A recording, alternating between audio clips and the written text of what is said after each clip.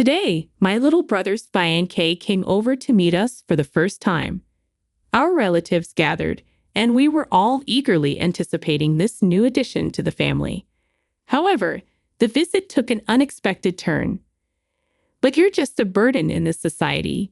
Having your little brother support you," she bluntly criticized me to my face.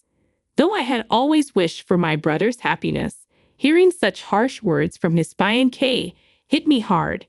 Yet her comment also illuminated the deep-seated feelings my brother had been harboring. My name is Sylvia Gibson, and my little brother Tristan and I share a significant 14-year age gap.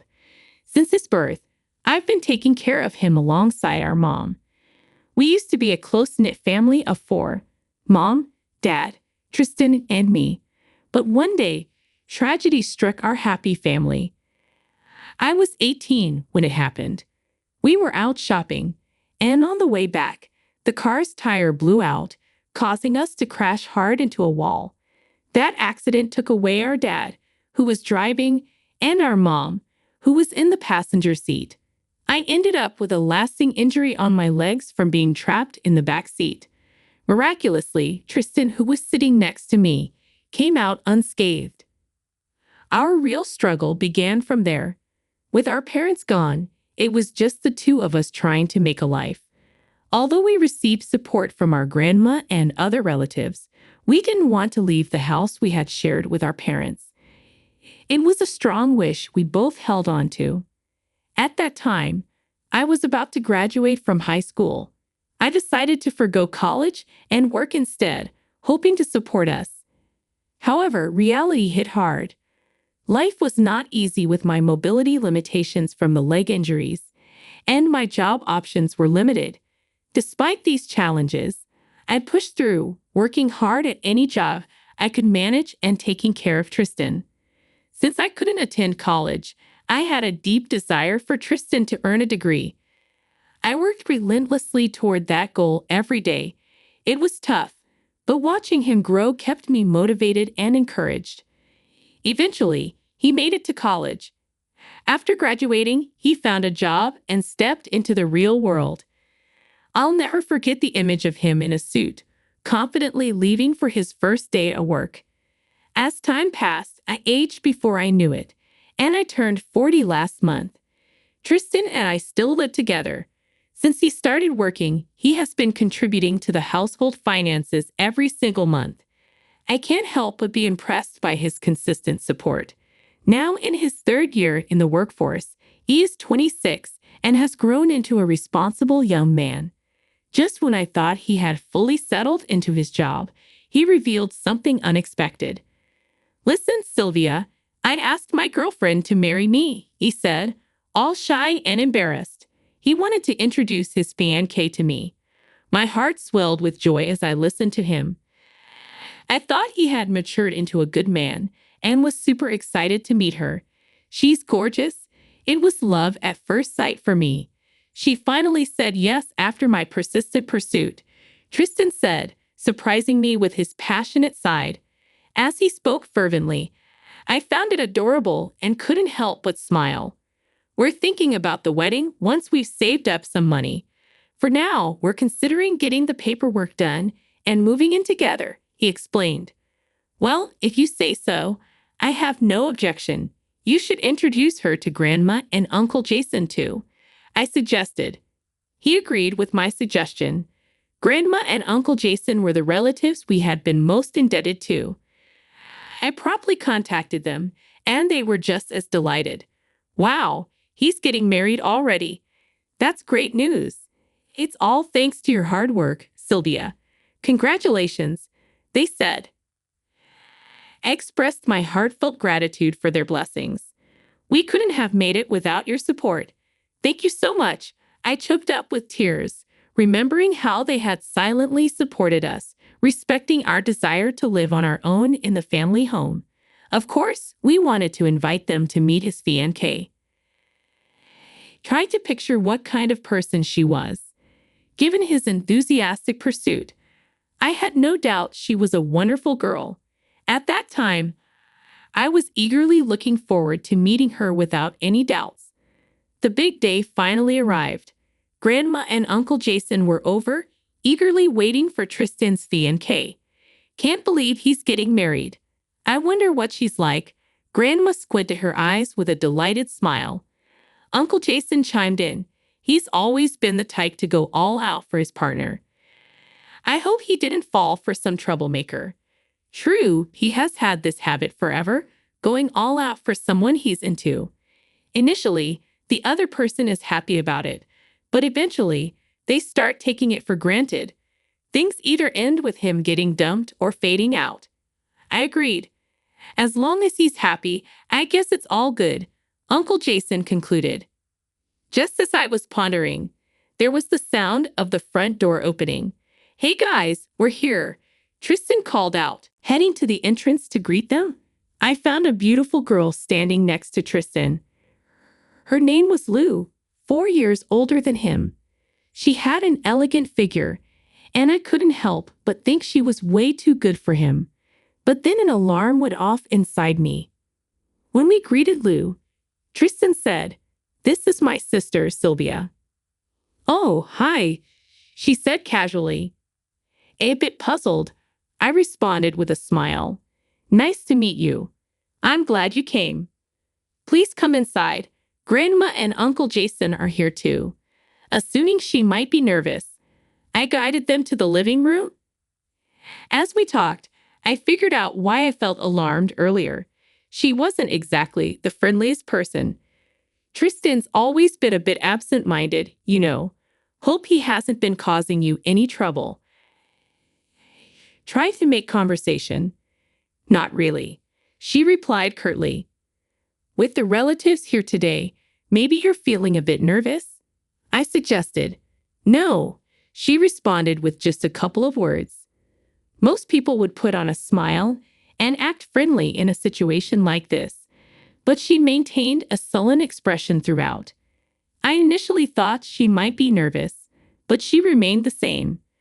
Trying to ease the tension, I dropped the serious talk and tried to make some small talk. "Is there something you enjoy doing?" I asked, trying to lighten the mood. She sighs and suddenly stands up. "There's something I've been wanting to say to you." I was flabbergasted by her sudden confrontation. What she said next was even more unbelievable. "You rely financially on your little brother because of your disability, right? Living off him, you're just trash in this society," she exclaimed loudly. Her words froze me, Tristan, Grandma, and Uncle Jason. It felt like time stood still, and everyone just gaped at her. What the heck did she just say? I glared at her, holding back my rage. Tristan spoke up first in the tense situation. "Lou, what are you saying? You know she's a business owner." Seeing him suppressing his anger was something out of the ordinary. He rarely got mad at others. But Lou wouldn't let up. "A business owner? Well, if you're running a business, it's not going well, is it? After all, you're taking money from him every month. It's weird to do that at your age. I won't let anyone, even you, criticize my sister," Tristan said firmly. "You don't get it. You keep giving your money away. That's why we can't even have a wedding." As I was about to calm the heated situation, Grandma spoke up before me. "Tristan, Lou, why don't you calm down a bit?" With her gentle expression, they started to regain some composure. "We came here to celebrate you too, so stop fighting." Uncle Jason followed suit, and both of them fell silent. "Lou, do you know the history of Sylvia and Tristan?" "I've heard a bit," Lou replied. "All right, maybe I should tell you again. Listen up." Grandma began recounting the story. She talked about the time our parents passed away when Tristan was 4 and my legs were injured at the same time, how I'd been taking care of and supporting him since then. When she finished, Lou turned to her with a question.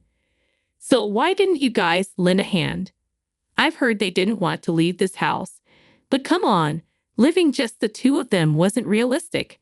Her words and tone infuriated me. Grandma glanced at Uncle Jason and surprisingly put a smile on her face. "Well, that might be the usual way of things. But you see, we saw their seriousness in their eyes, so we decided to watch over them. At that moment, I understood how she felt back then for the first time. Uncle Jason took over. Of course, we were worried sick about these kids. We tried reaching out to help multiple times, but their determination to live on their own was incredibly strong.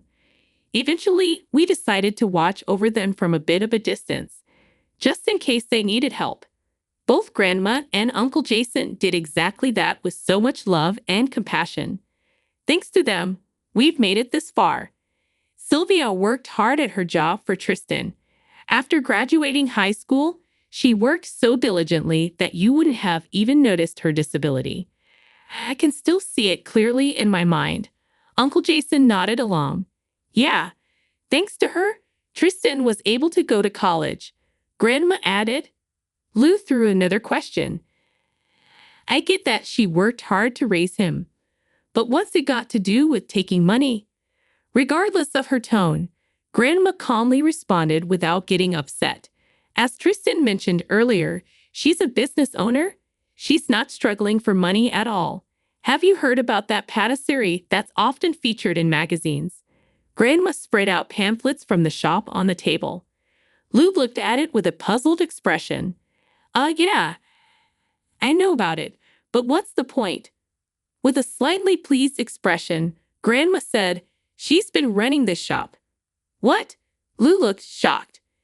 The shop that hired me after high school was initially a small cake shop in my hometown. The cakes were delicious, and I wanted more people to know about them. So I revamped the website, asked influencers and bloggers for collaborations, and actively promoted it. Gradually, it gained popularity, which led to expansion. Now we have 10 stores nationwide. 2 years ago, the owner fell ill, and I was appointed as the new CEO. It's been hectic, but I'm feeling fulfilled. So you see, maybe it's unnecessary to say this again, but Sylvia isn't struggling for money. Having learned my true identity, Lou seemed thoroughly deflated. Then Tristan spoke up. Lou, the money is something I'm forcefully giving to my sister.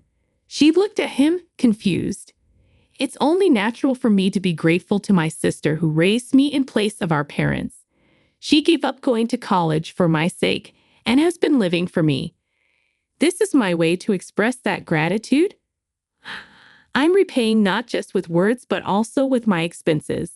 Hearing this from Tristan for the second time, I felt a special warmth.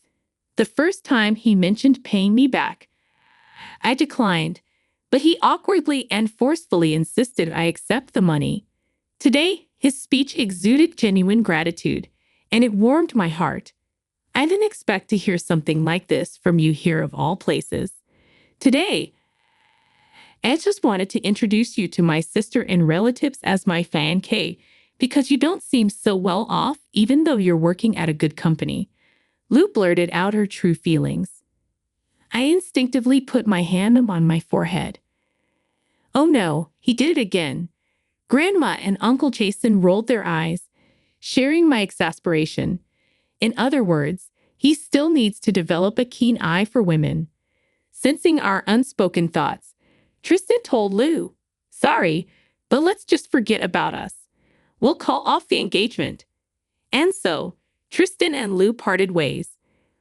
Her appearance was stunning, but her behavior during our first meeting and the way she insulted me didn't make me want to become family with her. I really don't have a good eye for these things, Tristan mumbled, letting out a sigh of despair. Comforting him was challenging. You're only 26. Why rush into a marriage so soon? Well, I thought about getting married because I wanted to free you. What? I asked, surprised. You've always put me first.